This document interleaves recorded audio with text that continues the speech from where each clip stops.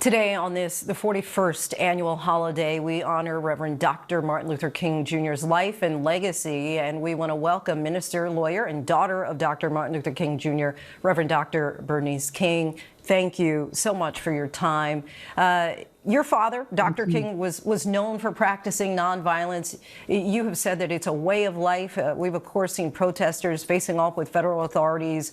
There's a lot of fear around the country right now, including communities being targeted by ICE agents. What are your thoughts on the current climate of the country?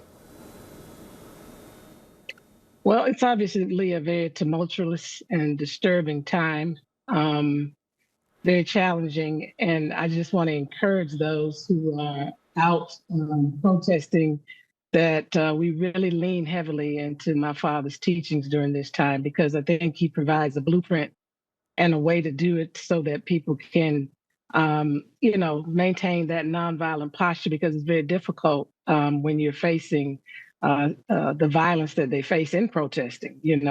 My father and them had to be trained to face the violence that they would face with those that they were challenging the systems of injustice with. And so this is a really important time now that we really need to draw on those teachings.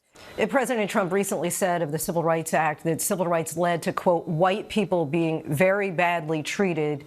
As you know, there are white people who believe that they have become the real victims of discrimination in America. Your response? Well, I think that's wrong information.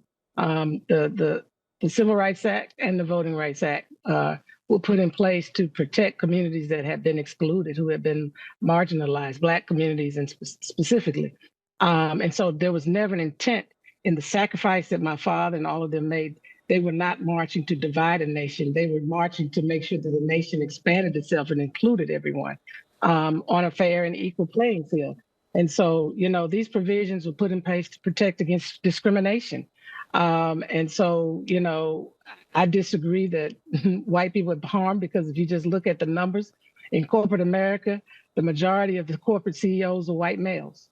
When you look around the country, we still have obviously what we call predominantly white colleges and institutions. The majority of those students are white. So if it's really discriminatory and you live in a nation where we're close to maybe 30-some% other than white, and you look at the majority of the universities around this country, that tells the story. So there's not discrimination. If anything that they are missing out on, they're missing out on not because of the Black person, not because of the brown person, it's because they're not able to compete with their own. In the news today, we saw messages that President Trump essentially linking his desire to acquire Greenland with his disappointment that he was not given the Nobel Peace Prize. Of course, your dad, at just 35 years old, actually did get the Nobel Peace Prize. Do you have a message to President Trump in this time of tumult? Well, the bottom line is my father received the Nobel Peace Prize because he was leading a nonviolent movement. In nonviolence, your means and ends have to cohere. In other words, the means that you pursue have to be consistent with the outcome that you are trying to get to. And so if your posture, your behavior is not consistent with that, you can't wage war, you can't exert power imperialism and expect to get to a peaceful outcome. That's called negative peace. That means you might have an absence of conflict. So what if conflict stops?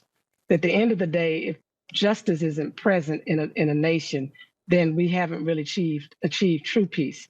And so I think that speaks for itself. When you look at what happened with Venezuela, when you look at the threats, a person who practices nonviolence does not have to threaten.